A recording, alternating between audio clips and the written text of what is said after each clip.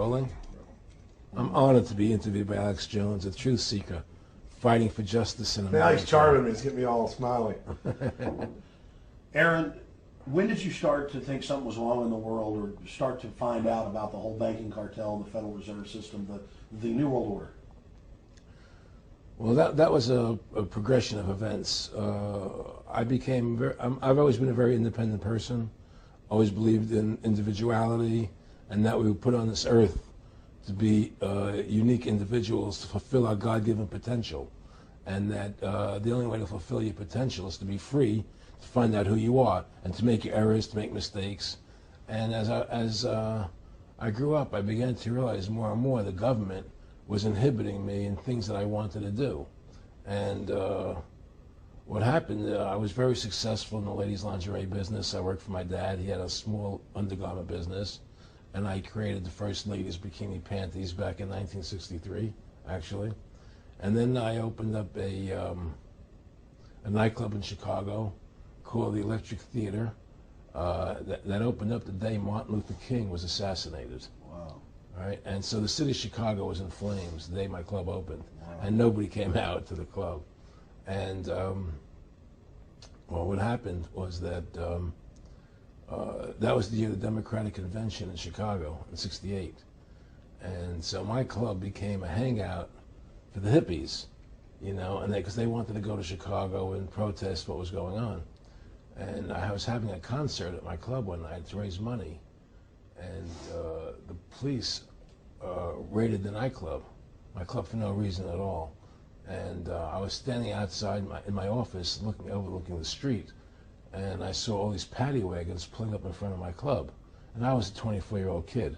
You know, I had no experience at all, really. I said, what are these paddy wagons doing here? And then I saw all these cops getting out of the paddy wagons coming into my club. I said, oh my God, they're raiding me. And so I ran down to the stage, and I got on the stage, and I stopped the band from playing. And I said to the people in the audience, we're being raided, you know, so sit down on the floor, cooperate, and plot your identification and cooperate with the police. And as I said that, two of the cops from behind threw me onto the floor and grabbed me and started dragging me out of the club. I'm going, you know, victory, victory, you know, I'm playing it for all it was worth at the time. I was a kid. And then I saw the fire department there, and the fire department was dumping garbage cans, the garbage all over the floor. And I thought to myself, well, why are they doing that? You know, very quickly as they were dragging me out. And I didn't quite understand it. So they threw me into the paddy wagon. As I got into the paddy wagon, one of the cops grabbed my testicles from behind and squeezed, and I went into the paddy wagon in gigantic pain. And the next person that came into the paddy wagon, the cop, as he was stepping in, the cops took the billy club, smashed him on the head with it, and just split his skull, you know, for no reason. I mean, there was nothing wrong. So that was kind of your wake-up. That was my awakening. Like, what is going on? I thought this was America. So I initially blamed it on Chicago and made a daily thing. It was Chicago. And anyway, it was the headlines of the newspapers the next day. You know, there was my picture in the newspapers, headlines, Electric Theater short-circuited, it was raided.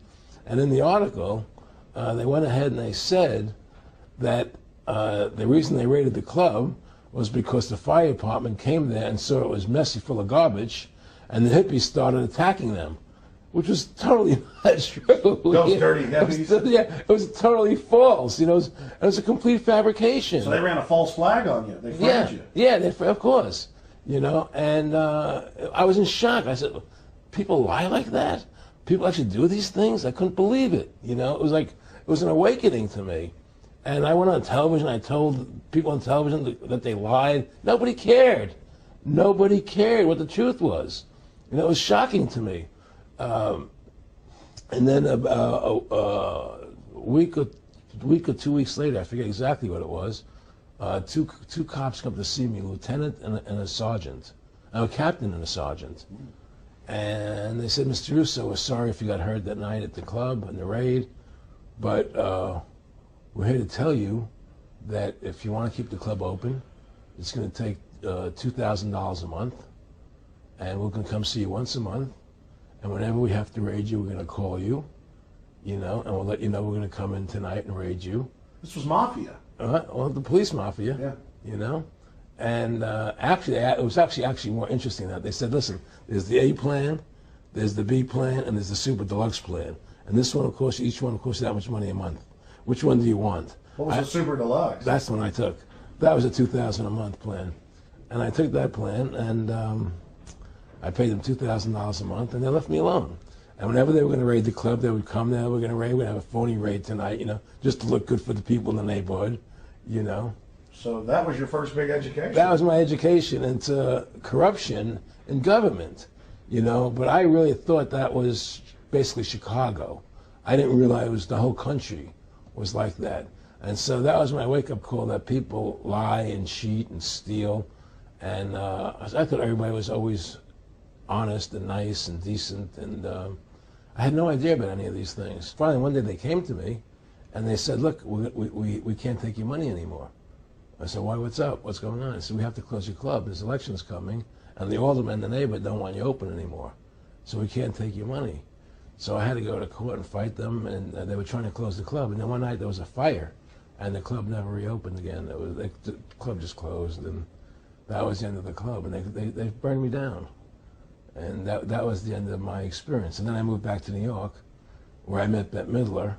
And I ran into her at a little nightclub she was playing called the Improv, and I thought she was fabulous. And through a series of events, I began managing her. And as soon as I started managing her, her career took off like a rocket. Just fortuitous, I guess. And we became very, very successful. And through managing Bette, I started producing shows on Broadway where I won the Tony. And I produced a television show where I won the Emmy with Dustin Hoffman and Bette, and then I produced The Rose for her, where she got Academy Award nominations. Wow. And then that led me to producing Trading Places, which everybody knows. I think it's the best Eddie Murphy movie. Well, it's a good one. I don't know if it's the best, but it's a really good one. And I'm very proud I made that movie. And so in my mind, I feel as if I've made a classic comedy in Trading Places, a classic musical in The Rose, and a classic documentary in Freedom to Fascism. So I'm very proud of my work that I've done as a filmmaker. Back in the late 80s, I was a pretty big silver trader and gold trader. And I don't think I've ever told this story on tape before. I was a pretty big silver and gold trader. And I always paid my taxes, and I took what was a legal tax deduction on my silver trades. And a few years later, I think it was 88 or 89 or something, the IRS claimed that what I did, and other people did as well, was now illegal. We couldn't do it anymore. But they made it retroactive. I said, what do you mean retroactive? It was legal then. I did what was legal. I said, yeah, but now we're making it illegal retroactively. And that's not good. So you owe us $600,000 or $800,000. For what? It was legal. How could you make something retroactive? Change the law backwards in time. It makes no sense. Well, we're doing it. And so everybody said they can't do that. So we went to court, a class action lawsuit. And the judge agreed with the IRS and said they could do it retroactively. And that's when I knew that there was something wrong in America with the IRS and the system here, you know. Aaron, you were telling me this story last night, and before you even finished saying, in the late 80s, the tax law said retroactive. And I knew that because they literally ruined my dad, but he paid. He didn't know. He still thought this was America. And it was legal tax law, what you're supposed to do. And they said retroactively you owe, and with, not just retroactive, but they said you also have penalties and interest. That's right. So how do you have penalties and interest on something when they retroactively change the law? Well, first of all, they can't retroactively. How can you do anything retroactively? Penalties and interest are a farce. The whole thing, because they do whatever they want to do. And that's when I realized America is not America. It's not the land that I was taught it was. Because they can do whatever they wish to do. And there's nothing the citizen can do about it. Now, you've made America Freedom to Fascism. I want to walk through that film, and I want to encourage everybody out there to get a copy of it on DVD. It was also in theaters around the country. And I think the best film out there on the Federal Reserve and the IRS and the whole banker scam, and I want to discuss that with you here. But I wanted to go back a little bit to the point that we discussed last night, where you don't advise people to not pay. And I do the same thing. People say, well, wait, you're saying it's a scam, but you're saying go ahead and pay it. And I like the way you summed it up. Well, it's really fairly simple. I mean, since making that movie, you know, many people come to me and ask me whether they should pay their income taxes or not, you know, and I never advise people not to pay. And the reason I tell them, I say, look, I've done a lot of research. The Supreme Court has ruled that the IRS has no authority. The 16th Amendment did not give the IRS the authority to tax your labor and your wages. That's a fact. All right, the Supreme Court is the law of the land, you know, and the IRS does not trump the Supreme Court. However, that being the case, the fact is, if the mafia would come to you and say, we want $2,000 a month or we're going to hurt you, I would not advise you not to pay them, because you may get hurt by not paying them. Whether it's legal or not doesn't necessarily matter. You're going to get hurt if you don't. It's the same thing with the IRS. They can hurt you. They can put you in jail. They can torture you. So if you don't pay them, you may get hurt. So I never advise people not to pay. You know, I tell people, yeah, pay your taxes. Look what happened to Congressman Hansen. Yeah, Congressman Hansen's a great example. Pay your taxes. But you know what? Shut down the Federal Reserve System, and eventually you won't have to pay those taxes anymore. See, the IRS is a symptom of the problem. The real problem is the banking industry and the bankers in this country. That's where the real problem lies. That's the root of our problem. That's why we've lost America. Okay? So yeah, pay your taxes, because if you don't pay them, you might get hurt. And I've heard all the arguments, you know, what tax protesters say and so on and so forth. And I don't call them tax protesters. I call them the tax honesty movement, because they're being honest, you know, at least. But the fact of the matter is, you're being forced, you're being compelled to pay it, because you're facing jail sentences, you're facing time, you're facing corruption of the courts if you don't pay, right? And so you pay it, because you just like you'd pay the mafia. But with the mafia, at least you have the government to call and try and help you to get past the mafia, to protect you. Here you have nobody to protect you. The American people are living in a matrix. They don't understand the truth of how things are working in this country, you know. And let me give you an example of what I'm talking about. The very fact is that if you ask 100 people on the street, what kind of government is America supposed to be? 99% of them will tell you a democracy. America is supposed to be a democracy. But that's a lie. That's an illusion. The word democracy is not written into the Constitution at one time. It's not in the Bill of Rights. It's not in the Declaration of Independence. The Founding Fathers hated the idea of a democracy. They thought it was the worst form of government there is. And I agree with them. Because in a democracy, 51% of the people control 49% of the people. If you're part of the 49%, you're not free. America was founded as a constitutional republic. And in that constitutional republic that we have, 99% of the people can't take away the rights of 1%. You have your rights because you were born with them. You have God-given human rights that nobody can take away from you. The government, the majority, no matter who they are, I can't take away your rights. And that's what our founding fathers gave us. But the psychological operations that they do to us, they make us believe that we're a democracy and that majority rules, you see? And they want you to believe that. Because then they tell you this poll says this many want this and this many want that and this many want this, and it doesn't have anything to do with anything. Well, Hitler was elected. Hitler was elected. Hitler did everything legally. And in a constitutional republic, a minority is protected against a majority. Wasn't it Benjamin Franklin, to paraphrase, that said democracy is two wolves and a sheep voting on what's for dinner? Exactly. And then he also said, in a republic, the sheep would have a gun to protect himself, you know. And that's the truth. America's not a democracy. But you ask the most intelligent people what form of government America is supposed to be, they'll say a democracy. Because that's what they've been brainwashed. They've been psyoped into believing that. They believe that we're in Iraq. They believe we're in Iraq to promote democracy. The word democracy, you hear George Bush saying democracy means freedom. No. Democracy equals New World Order. Democracy equals slavery. The word democracy is not synonymous with freedom. It's the opposite of freedom. Democracy is the worst form of government you can have because it's majority rule. And the government can tell you exactly what they want to tell you to do because the majority wants it. I don't care what the majority wants. I live my life as I choose. And if I don't commit violence, theft, or fraud against another human being, I can live my life as I wish. That's my choice.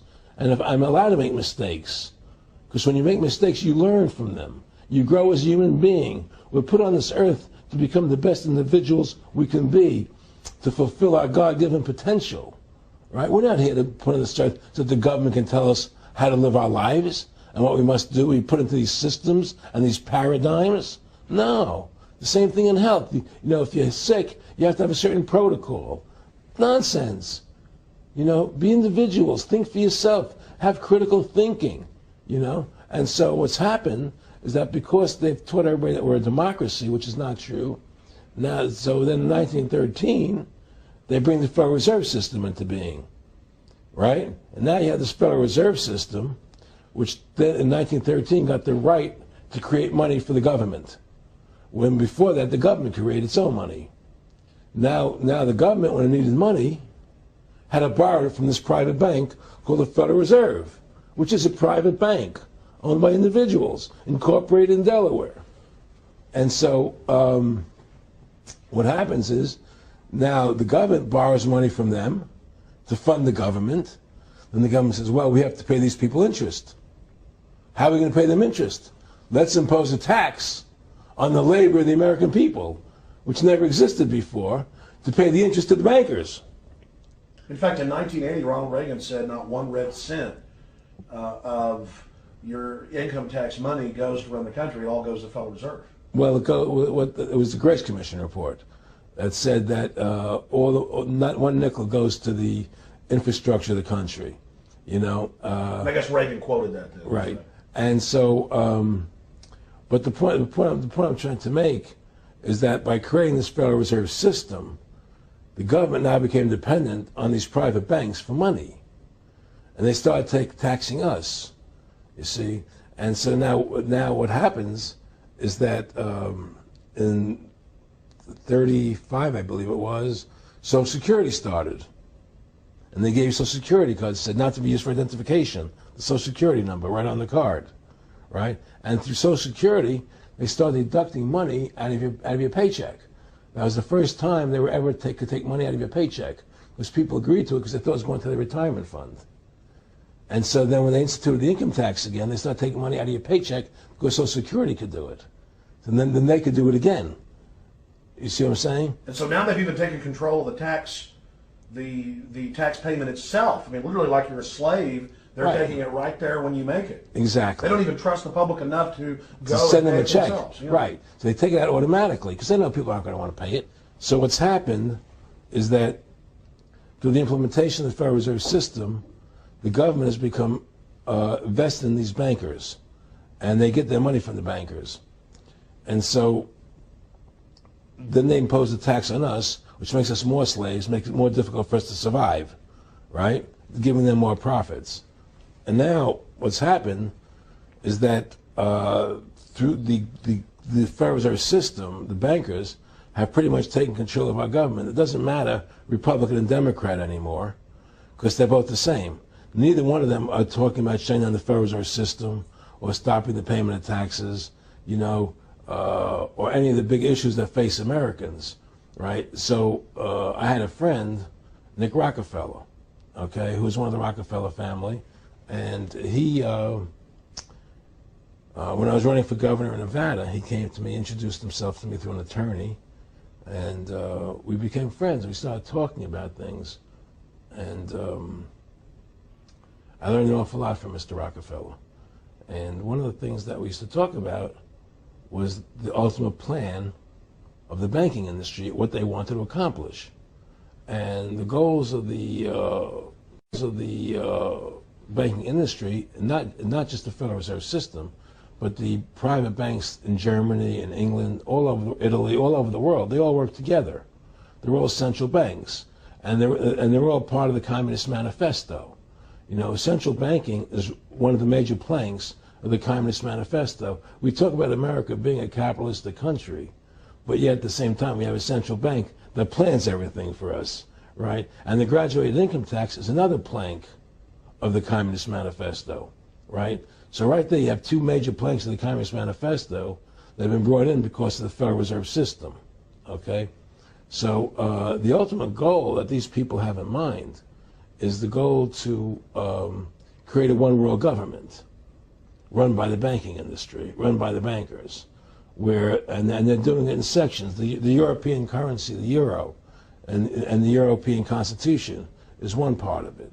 Now they're trying to do it in America with the North American Union, right? And they want to create a new currency called the Amero, right? And the whole agenda is to create a one-world government where everybody has an RFID chip implanted in them. All money is to be in those chips, right? There'll be no more cash. And this is getting me straight from Rockefeller himself. This is what they want to accomplish. And all money will be in your chips.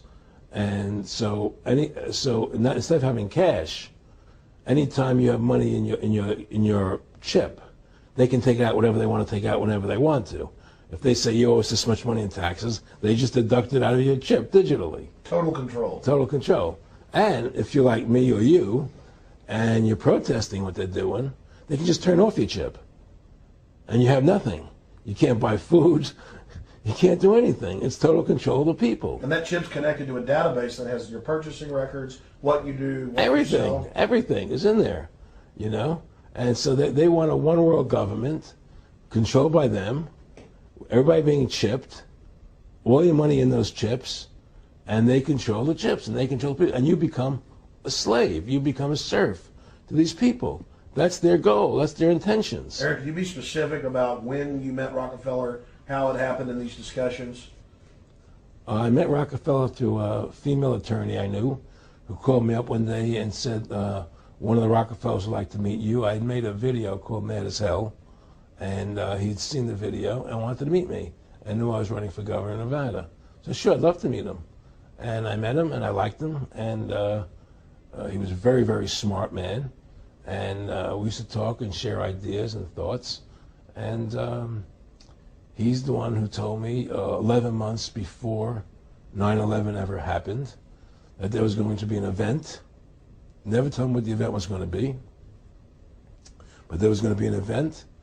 And out of that event, we were going to invade Afghanistan to run pipelines from the Caspian Sea. We were going to invade Iraq, you know, to take over the oil fields, establish a base in the Middle East, and make it all part of the New World Order. And we'd go after Chavez in Venezuela. And sure enough, later, 9/11 happened.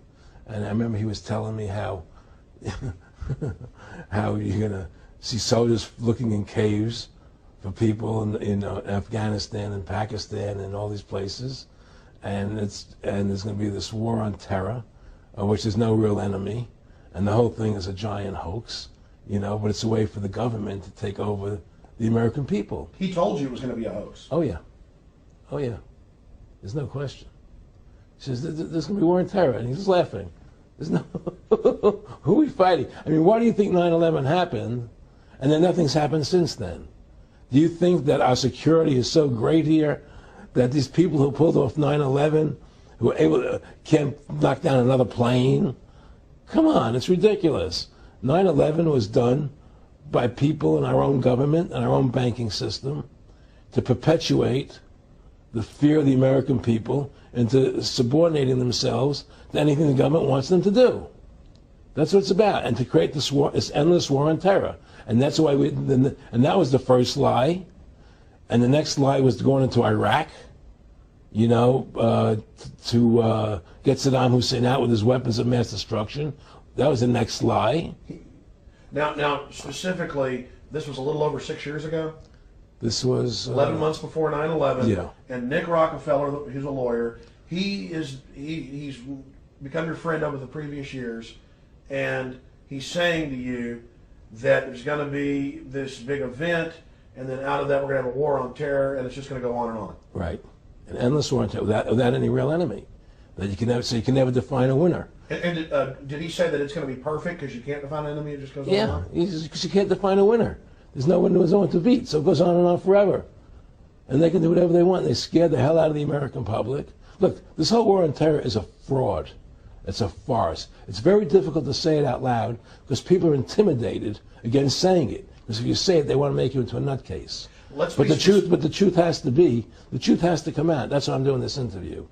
The fact of the matter happens to be that the whole war on terror is a fraud. It's a farce. Yeah, there's a war going on in Iraq because we invaded Iraq. And people over there fighting, But the war on terror, it's a joke, And until we discover what really happened on 9/11 and who was responsible for 9/11, because that's where the war on terror emanates from. That's where it comes from. It was 9/11 that allowed this war on terror to begin. And until we get to the bottom root of 9/11, the truth of 9/11, we'll never know about the war on terror. Aaron, you said that he was, and I think it's important, and I know this about the Rockefellers from Dr. Dennis Cuddy and many others who literally, you'll be 20 years old in a lunch line at college, and no, there's David Rockefeller. And they're experts at recruiting and getting what they call players, and that clearly he was, I want to make it specific and just get you to reiterate what you said last night about you got 30% of the vote, you were having an effect, you made mad as hell, they knew that you'd started the Constitution Party, they knew that you were somebody who was taking action and getting things done, you'd already made some big films, had a lot of other successes, right. So they were trying to recruit you, and didn't it come down to the point of, hey, we are here to recruit you, and don't worry, your chip's going to say, don't mess with us, this guy's don't touch. Yeah, yes, that did happen. I was definitely being recruited, but it's more subtle than that. Well, in your words, just go through the process, and then what he said to you. Well, what it is remember, we were friends, and we used to come to my house a lot. We'd have dinner, we'd talk, and he'd tell me about business investments, how you get involved in, or they would help me with this business investment or that business investment. And was I interested in joining the Council on Foreign Relations? I would have to get a letter to join them, but was I interested in that? And, just stuff, leading you on. And I used to say to him that I never really did that because that wasn't where I was coming from. As much as I like you, Nick, your ways and my ways we're on the opposite side of the fence. I don't believe in enslaving people, And he would come back with, oh, I do? Or? Well, it would be more like, It's better for them. Well, it's more like, how do I put it? It was like, what do you care about them? What do you care about those people? What difference does it make to you? Take care of your own life. Do the best you can for you and your family. What do the rest of the people mean to you? They don't mean anything to you. They're just serfs. They're just people.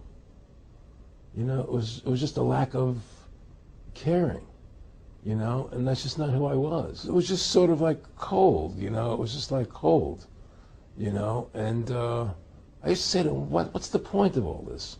You have all the money in the world you need. You have all the power you need. What's the point? What's the end goal? And he said the end goal is to get everybody chipped, to control the whole society. To have the bankers, the elite people, the bankers and some governor controlling the world. And I said, do all the people in the Council on Foreign Relations believe this way you do? He said, no. Most of them believe they're doing the right thing. A lot of them believe it's better off being socialistic. We have to convince people that socialism is really capitalism. Because America's becoming a socialist country. It's a communist country today. Well, one of the things they told me was that he was at the house one night, and we were talking, and he started laughing. He said, Aaron, what do you think women's liberation was about? And I said, I had pretty conventional thinking about it at that point. I said, I think it's about women having the right to work, getting equal pay with men, just like they won the right to vote, And he started to laugh. He said, you're an idiot. And I said, why am I an idiot? He said, let me tell you what that was about. We, the Rockefellers, funded that. Let me tell you what that was about. We, the Rockefellers, funded that. We funded women's lib, And we're the ones who got all over the newspapers and television, the Rockefeller Foundation. He says, and you want to know why? He says, there were two primary reasons. And one reason was we couldn't tax half the population before women's lib. And the second reason was, now we get the kids in school at an early age. We can indoctrinate the kids how to think. It breaks up their family. The kids start looking at the state as the family, as the school, as the officials, as their family, not as the parents teaching them. And so those are the two primary reasons for women's lib, which I thought up to that point was a noble thing. You know, when I saw their intentions behind it, where they were coming from when they created it, the thought of it, I saw the evil behind what I thought was a noble venture. Aaron, did you know that Gloria Steinem, in one of her own books, now admits the CIA funded Miss Magazine? No, I had no idea about that. No, I never heard that. Yeah, we're gonna. CIA funded Miss Magazine? Funded Miss Magazine with the stated goal of taxing women and breaking up the family. No kidding. I never heard that. Well, Nick told me. I mean, I know it, but not because I know the CIA was involved in it. Well, Gloria Steinem was proud of it. Oh, the CIA wanted to help me help women. No kidding. So they funded it. Yeah, and of course it's divide and conquer. Right. And what they do is they focus in, obviously, on real problems. Women were getting shafted in many ways, but the elite wasn't planning to help them. They were planning to really shaft them and take men away from them. Look at what they did with black families. You only had about 10% illegitimacy 50 years ago in black communities, and now it's over 90%. And look at welfare. You were going to give you some money, but you can't have a man in the house. Right. And so that was further to degrade the family, totally destroyed. And now illegitimacy is over 50% in the general population. Right. Well, see, the whole thing is these people control the money, so they make all the rules. You understand? And they put whatever rules they want into effect. And the truth is, America has really become a socialist, communistic country. And everybody says it's a capitalistic country. It's not a capitalistic country. You know, how can it be capitalistic when you have a central bank? That's the first. It can't be. You know, it's a planned economy. It's a planned economy. It's a phony. If they want to create prosperity, they just print dollars. They just make dollars or put digits into the economy, and now you have prosperity. You don't have real prosperity. You don't have real manufacturing. You just have money being injected in. It's an infusion of credit, which only makes the government go into more debt. Into more debt. My friendship with Nick Rockefeller was one where we expressed ideas to each other and thoughts and philosophies, and he wanted me to become part of what they were doing, and for me to become a member of the CFR, and offered various business opportunities for me to get involved in, and for me to not take up the fight or the battle that I've been taking up in the past. You know, to drop that idea, because what was the point of my fighting for the people? I was a guy who was very successful in the movie business, and I saw the truth of what was happening. I tried to express it to the people, and rather than having me express it to the people, they wanted me to join their side because I was a mover and a shaker, and rather than me opposing them, to join them. It was real simple, and he tried to recruit me into that situation, and I didn't go for it. Did he get angry when you didn't go for it? No. And, you know, it was like, you know, I remember one time he said to me, you join us, so you have an ID card, Aaron, you know, you have a chip, and your chip will say KMA on it. And I said, what does KMA mean? He said, it means kiss my ass. And anybody stops you, a cop or whatever, and you show them your card or your chip, and they'll know to leave you alone, because you're one of us. You know, and, you know, why are you fighting for the people for? What is that about? The people just, you know, they have to be ruled. They have to be, you know, the Constitution, what you're standing for, is only for a few people. It's only a few individuals that can live that way, you know. And we believe that it's best for society to be ruled by an elite people who control everything. And I said, I don't believe that. You know, I believe God put me on this earth to be the best person I could be, and put everybody on this earth to be the best they can be, not to be a slave and a sheep to you and these people. And I don't understand why you want to control everything. What is the need for that, you know? And I asked them, do all the people in the Council of Foreign Relations feel the same way you feel? He said, no, a lot of them think they're doing the right thing. They think that socialism is the best way to go. They think that, you know, that they're doing the right thing. But the people at the top, they all know the truth of what's happening. And that's what it is. So it's compartmentalized within the elite structure as well. Of course it is. Of course it is. I mean, all the people that are in the CFR, was that 2,000 to 3,000 people? I forget what, like Dan Rather. They don't know what's going on. They join the CFR because it's prestigious. They think it's good for business, it's good for this. You know, they don't know what's really happening. You know, the evil that comes out of it, that's emanating out of it. You know, and to me, you know, the biggest evil is what's happening right now, because what happened on 9/11 is a phony, you know, and we've never learned the truth about 9/11. That's the question I wanted to follow up on. He tells you 11 months before there's going to be an event, all this is going to happen. What did you think on the morning of 9/11? Where were you, and did you think about Nick Rockefeller and what he had told you when you saw those towers fall? No, I was actually in Tahiti when 9/11 happened, and I got a call from my son, and my son said the Twin Towers, they were just attacked and they were falling down or something. So what are you talking? I was in Tahiti, I was asleep, and he says, yeah, they were hit by a plane, da da da. And so where I lived where I was in Tahiti, there was no television, so I had to run around the other side of the island to a hotel where they had, and it was all on television, you know, and that's when I first saw the stuff on TV about it. And I didn't immediately equate it to Nick, you know, but when I realized that we were going to go into Afghanistan, Iraq, and as that developed, I realized what it was. I mean, to me, I see people like Bill O'Reilly on television, right? And I see how much they control the media. Like there was this girl on Bill O'Reilly the other night from an organization saying the world can't wait. And this girl was spot on. Everything she was saying was the truth. And all Bill O'Reilly could do was call her a lunatic. He couldn't challenge the facts. They just call people names. They can't, and until we just find that, look, this world, we're heading into a world of danger, possible nuclear wars, you know, because the banking industry is trying to take over the world. 9/11 is the beginning of the war on terror. That war on terror is leading us into Iraq, which is the next lie. So you had the lie of 9/11, how that happened. Nobody knows how Building 7 came down. Okay, we know 9/11 was a fraud. The American people don't know it, but more and more of them are believing it. Okay, so that was the first lie. Besides the inception, I'm not going back to the inception of the Federal Reserve, that original lie. But 9/11 was the first lie in this present state we're in. 9/11 is the kickoff of the war against the American people and the people of the world. 9/11 was a phony. It's a fraud. It didn't happen the way they told us it happened. Now, because of 9/11, we then had the authority to go into Afghanistan and Iraq.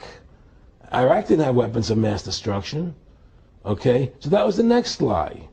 Now they're talking about going into Iran. Now, how would you feel if you were Iran and you had this big, powerful country, America, go into your next door neighbor, take over their oil fields, right? Wouldn't you be worried that what they were going to do to you? Of course you're going to be worried.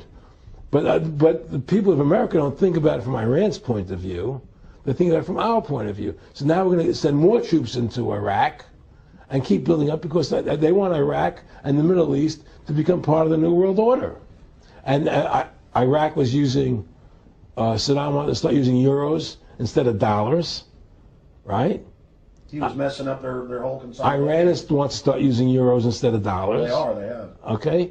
So I'm saying what they're trying to do is preserve their power. And one lie leads to the next lie, leads to the next lie. And until you get to the root cause of 9/11, which is supposedly the war on terror, we'll never solve our problems here. Should we send more troops into Iraq? Should we not send more troops into Iraq? Well, the truth is, the fact is, that it all goes back to this war on terror. Where did 9/11 come from? That's the root cause of everything. And until we have a full investigation, find out why Building 7 fell down, why they shipped all the steel out of America so quickly, you know, from the buildings, why all the things that don't make any sense about 9/11, until we find out why it really happened, you know, we'll never understand why there's a war on terror. And we'll never be able to prove that the war on terror is a phony, You know, Nick and I discussed many things. One of the things we discussed, or he brought up in conversation, was reducing world population, and felt that there were too many people in the world. In a way, I agree, there are too many people in the world, but I don't think I have the authority to say who's going to die and who's not going to die, you know. But they felt that they wanted to reduce world population, and he felt that it should reduce by half. He even mentioned to me once they were having a real problem trying to solve the Israel-Palestinian problem. And he talked to me once about they were playing with the idea of bringing Israel to Arizona, and taking all the people from Israel and giving everybody $1 million and setting up Israel in the state of Arizona. Unbelievable. To end that problem, because that's a problem that they're not in charge of, in a sense. They're not controlling that problem. They're very arrogant. They can do whatever they want to do. We've given these people the authority to create money out of thin air, and through that device, they control everything. And if you want to win the battle to stop that, you have to deny them the ability to create money. It's only because they can make money that they have all this power. They literally have the money machines. They have the money machines. They can print it. They can do whatever they want to do. They own everything. Aaron, we'd take over pretty quick if we were the guys that issued the money. Everybody had to come give us real assets for the use of this money we just printed up. People. I tell people, why in the world does the American government borrow money from the banks when they have the ability to create it themselves without borrowing it and paying interest on it? Why? And nobody can answer that question.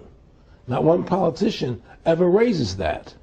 Why does the American government borrow money when they can create it without paying interest? Well, we did create it up until 1913. And so people say, well, because if the American government does it, it'll create inflation. That's the answer. I say, well, let's look at it. The American government has the Federal Reserve do it, which creates the same inflation as if they did it. But also with the inflation, now you're getting massive debt. So with the Federal Reserve, you have inflation and debt. Now, if the American government made the money, backed by gold, which limited the amount they could make, you wouldn't have debt and you wouldn't have inflation. But inflation was only about 50% from the 1780s, I've looked it up, until the late 1800s. And then we had the central banks already trying to cause some panics, which they then used to push the Federal Reserve. And if we look at inflation since 1913 into 2007, it's exponential. In fact, $1 is worth about 2 pennies to what it was worth in 1913. Former Federal Reserve Chairman Alan Greenspan doubled the money supply from 2000 to 2006. And then Edward Bernanke, the new Fed chief, came in and said he's going to double it again in the next 2 years. And then he said, now I'm going to make the money supply numbers secret. And so now we don't even know. Right. But the evidence is they are just, in the curve of inflation, it gradually grows. And then suddenly at a point, it goes straight up. And it seems it's parabolic, yeah, parabolic. But the thing is that the only thing I disagree with you on from early 1800 to 1913, there was no inflation other than during the Civil War. When Lincoln was well, I'm talking about how much $1 was worth, and I know it never changed. There was no inflation in that whole 100 years. There was no inflation. People knew what the money was worth. They could retire. They knew what it would cost them to live their lives out. There was no problem. It was only since 1913, when the Fed came in, that we created massive inflation and massive debt. So then what you said earlier, then there really wasn't inflation. There was no inflation. So you don't get inflation when the government issues the money, at least in the U.S. history. Well, not if it's backed by gold. Well, exactly. But I'm talking about, and I did look this up, and I believe that if you look after the country was set up, and some of the things happened with Andrew Jackson and the rest of it, there were points where it spiked and there were manipulations. There were points, mostly during the Civil War. Yeah. And that's because Lincoln printed so much money. Exactly. That's right. But once that ended, but basically there was no inflation other than that during that short period of time. A loaf of bread was a loaf. Of course, the same thing. People could plan their lives. Today, they plan inflation. Now you have two parents working. They can't afford to pay for their family anymore. The kids are going to state-run schools now. The kids are being indoctrinated how to think. They're being given Ritalin. They're being given all these drugs. The whole country's being dumbed down. It's all because of the Federal Reserve System. And the Federal Reserve System and these bankers are responsible for the demise of America. And if we ever want to win this battle, you must shut down the Federal Reserve System. And we must shut down these bankers and restore sound money to this country. Will you talk a little bit about some of the families that own the private Federal Reserve, the stock in it? And I mean, obviously, you say you're not a big expert on Bilderberg Group, but you talk about how it's the same system worldwide. It is the same families. They meet and kind of set the policy each year, and then it goes to the Royal Institute of International Affairs in England, it goes to the CFR in the U.S., and then these are their management bodies where they wield control, really the de facto Congresses over the nation. So, I mean, I would like you to speak some about the families that own and run the Federal Reserve, and if you can't connect it into these other international bodies duplicating it. I can't speak to those families because I can only speak about, what I know for fact. Everything else is speculation, and I don't like to speculate. I know about Rockefeller because I was friends with him. We talked about it, and I can tell you firsthand. What did Rockefeller tell you about the Federal Reserve and their family owning part of it? Well, he said the New York Fed is the main controlling interest of the Federal Reserve System. They control the bulk of it. So the New York Fed is really the Federal Reserve System. Even though there's 12 different banks, it's run by the New York Fed. And the New York Fed is basically the Federal Reserve System. So who's ever running the New York Fed is where, and the families that control it, control the New York Fed. And they're the main engine behind the Federal Reserve System. And that's a wing of the Bank of England. Well, the Bank of England and the Federal Reserve are partners. And the Bank of England is a private bank, and so is the Bundesbank in Germany, and the bank of all the banks of the G8 countries are all private banks. They're private central banks. And look, what happened in Europe? Didn't Europe vote down the European Constitution? Yes. They're still doing it. Didn't they vote down the Euro? They're still doing it. They don't care what the people vote. They do whatever they want to do. What we want doesn't matter anymore. It's their agenda, it's their plans that matter. Isn't that prima facie evidence of a tyranny? Well, there's no question we're in tyranny. There's no question we're living in a world where the American citizen is no longer a free individual human being to do the things that they wish to do. We're slaves, and it's getting worse. What do we got to do to bring these people down? In my opinion, you must shut down the Federal Reserve System. And I think that there has to be an uprising. There has to be an uprising. People have to stand up. I can't do it alone. You can't do it alone, Alex. And we need to get a majority of people, not a majority of people, but was 5% won the war against the British, a highly motivated group. But I agree, people have got to get angry first. I mean, not just, we know it's corrupt and that lackadaisical. We got to get pissed. People don't seem to have the courage to do what they have to do. I want to say you've got a lot of courage. Well, thank you. I don't know if I have a lot of courage. I just have. Well, I want to thank you for what you're doing for my family. Well, I have a sense of conscience and I have a sense of justice. I get nervous about what I do, but I do it because there's no other choice. I couldn't live with myself if I didn't do it. But the fact of the matter is, I've ostracized myself pretty much from Hollywood. People are afraid to deal with me in Hollywood a lot because of what I do and the things I say. I don't go along with routines. A lot of people in Hollywood know the truth. They're not willing to stand up and speak about it. And I know many of them have seen my movie, and they know I'm right, and they won't talk about it because everybody's afraid. Everybody's afraid because they think that this money they get, these Federal Reserve notes, are really money, and they think they have a comfortable lifestyle, and they're afraid of change. They're afraid to stand up for what's right. And until people are willing to stand up and have the courage to do what they need to do, it's not going to change. And hopefully, what you're doing, what I'm doing, what other people like us are doing, can affect the change that people will stand up and say, hey, I've had enough. The thing is, we have one advantage. That they need us to cooperate. See, if we don't cooperate with them, they can't win. And so they always need our cooperation to go along with their programs. So they try to sell us. Right. They try to sell us. Democracy, this majority says this, believe in this, do that, do this, do that. The war on terror, we got to be scared. They're always trying to do things to sell us that will go along with them. And once we learn not to cooperate with them, then we win the game. And that's the point. Don't cooperate with them. Don't go along with the program anymore. Stop it.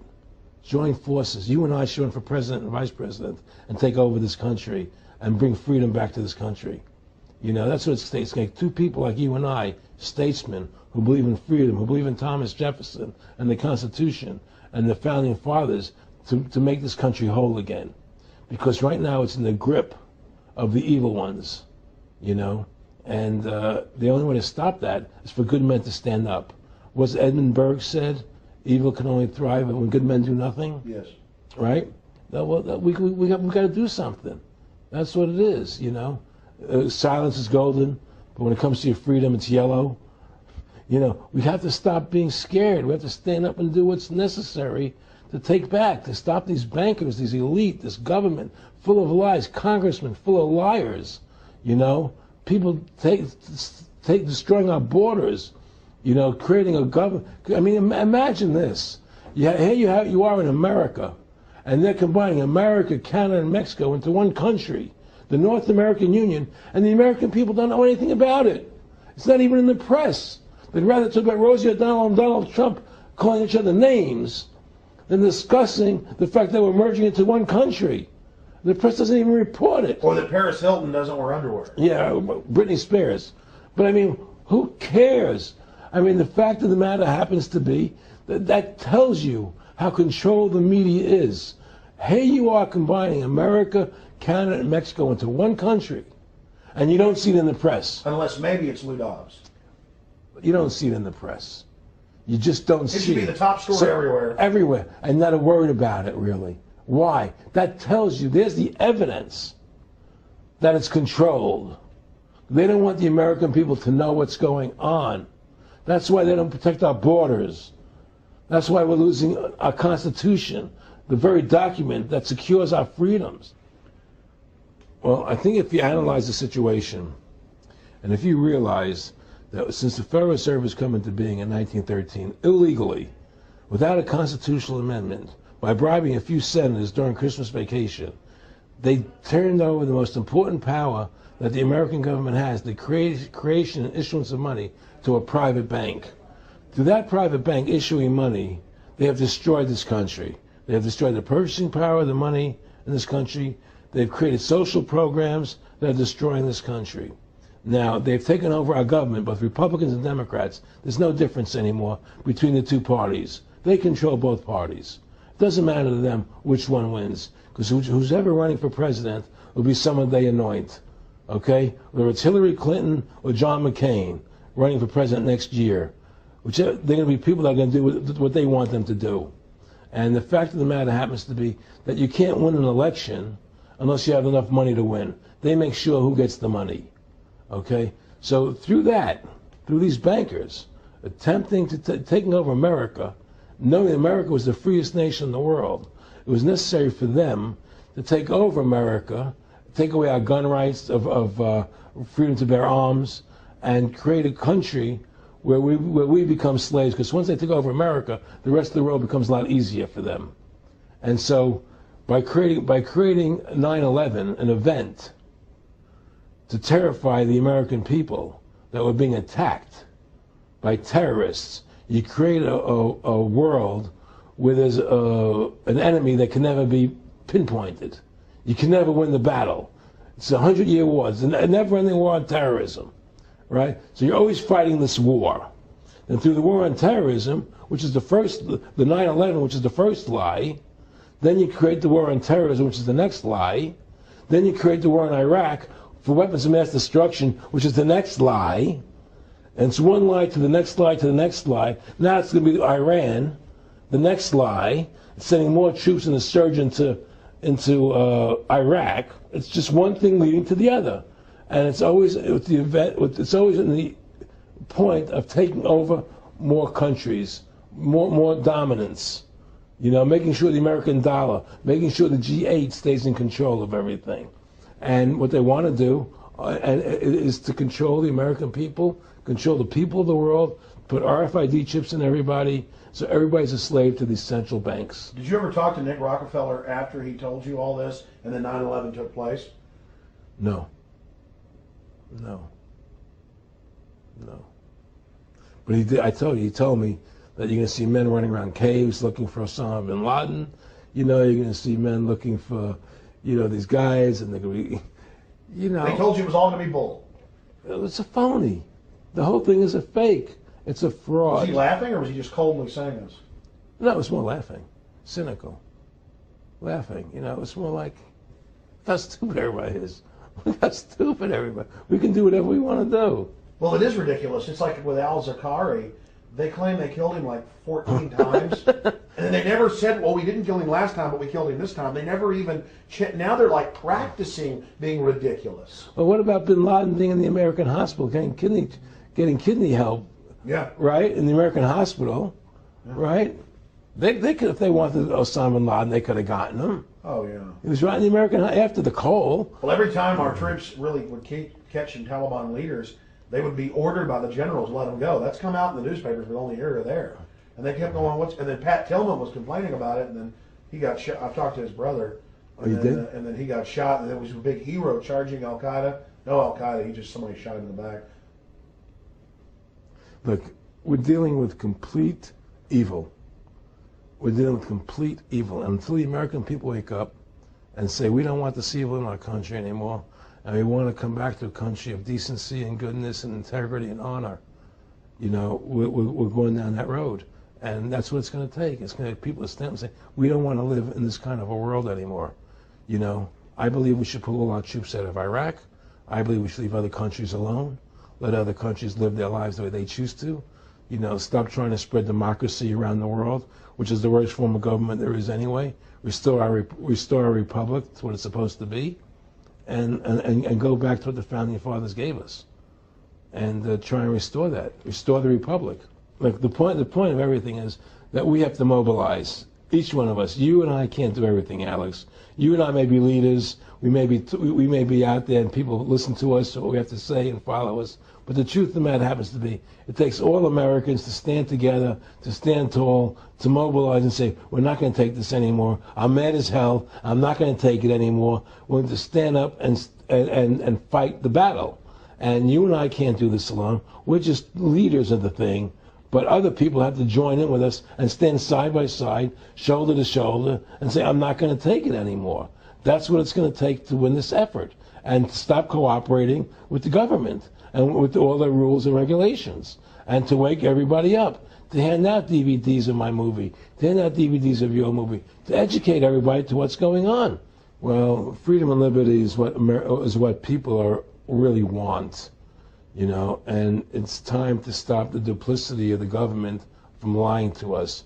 You see, many people know the truth of what's happening in this country. They know the truth, like the numbers you gave about 9/11, but they're afraid to stand up.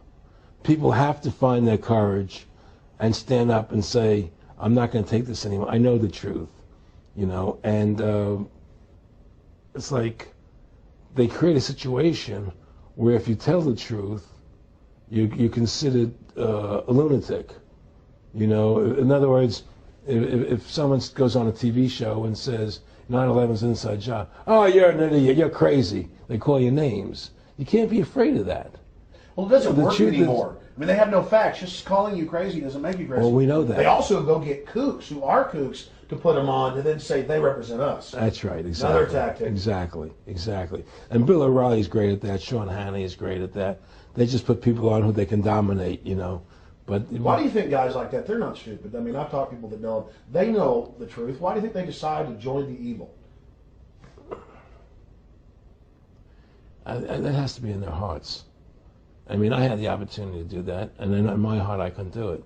So it has. But I mean, how could you or I consciously be involved in something like putting AIDS virus in black Africans' vaccines? I mean, what the hell? I mean, it's like we're not good guys either. I mean, I don't think I'm like some special perfect person. What the hell's wrong with this elite? I mean, what are they running around doing evil? I mean, they just run around continually doing evil. Well, I think a lot of them think they're doing the right thing. I think a lot of them think they're doing the right thing. Not the top elite, but people within the system, you know. But I think that it's all about, as Nick said to me, it's about control and power. They have all the money they want. They can make all the money they want. They have a machine that can make all the money. It's not about money. It's about control. It's about their vision of how they want to see the world in their eyes. And You know, you and I believe in individuality, in the person being the dominant thing, the individual being the dominant person. Today we live in a world where institutions are dominant, not people. You know, the American, you know, we the people, by the people, for the people. Now it's we the institutions, by the institutions, for the institutions. People are secondary. It's all about corporations and institutions. And the Federal Reserve is the biggest institution in the world. You know, if you ask somebody what's the biggest corporation in the world, they'll say Google or Walmart or Exxon or something. But the biggest corporation in the world is the Federal Reserve System, right? And all the other corporations feed off the nipple of the Federal Reserve System. Well, it's like the Monopoly game. The bank always wins. It has unlimited money. It's not the people playing on the board. Exactly. The bank owns the board, the box, the right. The shelf it's sitting on. But that's because you gave them the ability to make the money. You have to take that away from them. We need to take the bank away from the private bankers. Exactly. You have to take the creation of money away from the private bankers, and you'll solve 95% of your problems.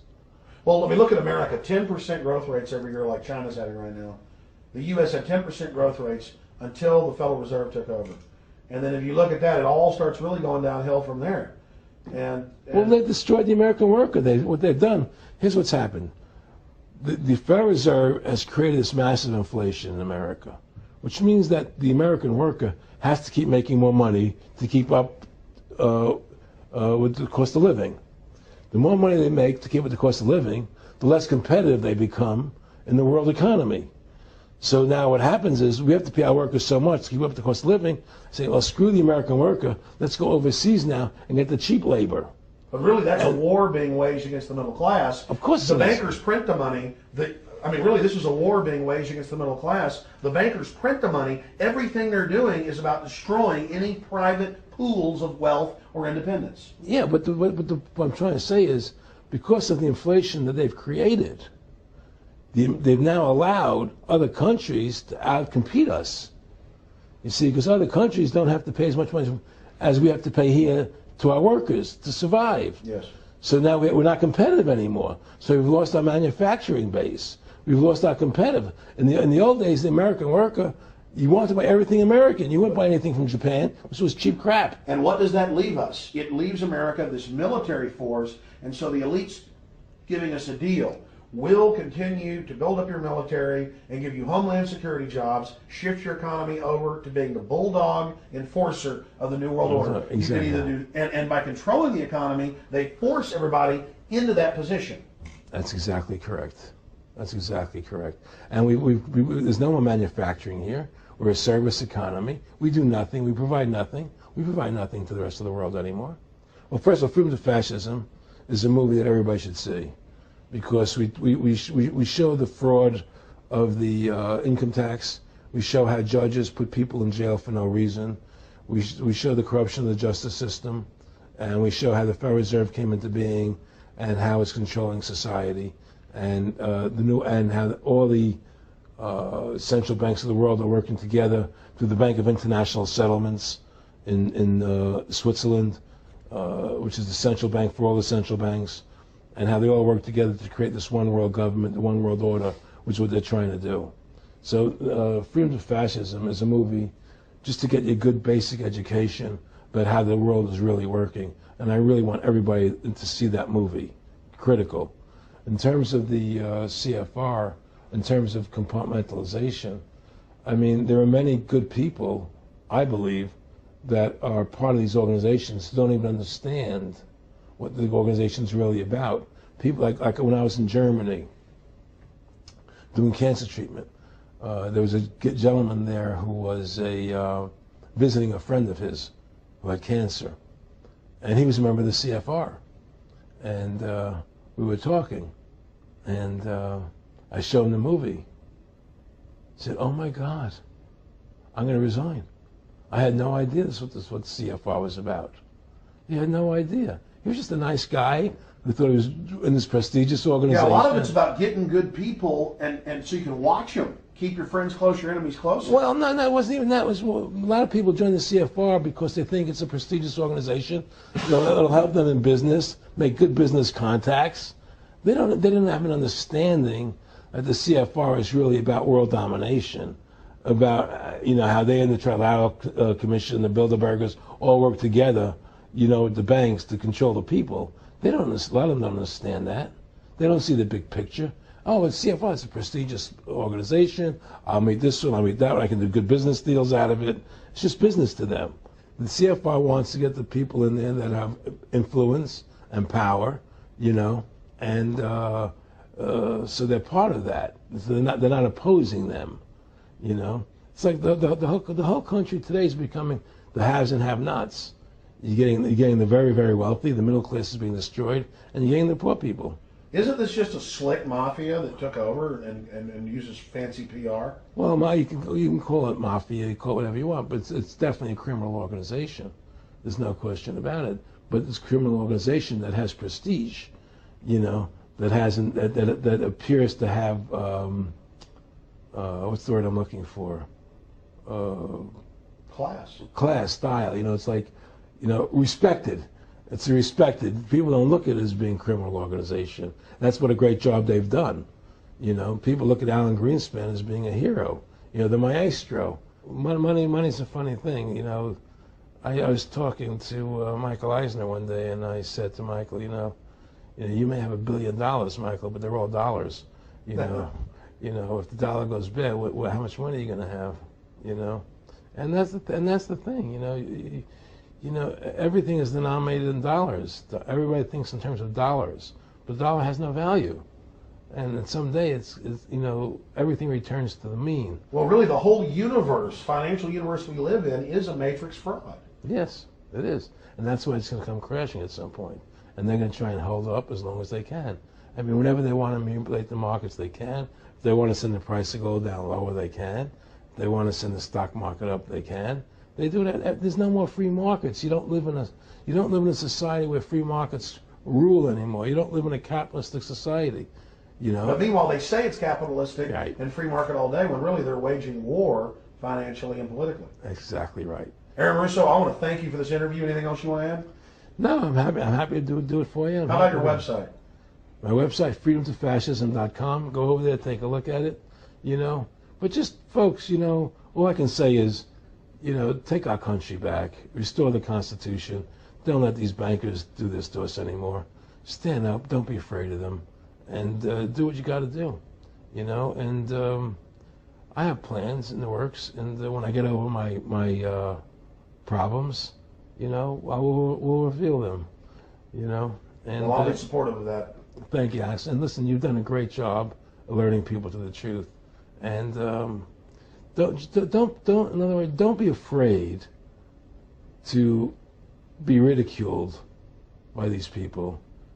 If 9/11 was a phony, and I know it was, then stand up and say it's a phony. Don't be scared to tell the truth. Don't allow their powers of trying to make you look silly to frighten you. What did you think of what Charlie Sheen did? I love what Charlie Sheen did. I was so respectful of what he did. I just applauded him. People saw right through that attack. They flipped a light switch and they went after him. Yeah, but they don't. You see, the thing is that more people don't come out and do it. To build that wave. Charlie did it. I'm really proud of the guy. David Lynch did. But the media was smart and didn't bite this time. Right. I mean, a few people have, but they're not picking up on it because they control the media. James Brolin did on The View. I heard that as well. But again, they're not picking up. Barbara Walters looked like she's about to have a heart attack. But they don't pick up on it. You see, they don't allow it to go anywhere. It comes if someone says something, they let it die. But they keep perpetuating, the war on terrorism. They keep perpetuating all these things that are lies. And because we've given the Federal Reserve the money-making power, they control the media, they control the government, and they're all in bed together. So you're fighting all this propaganda all the time, and it's a very difficult fight.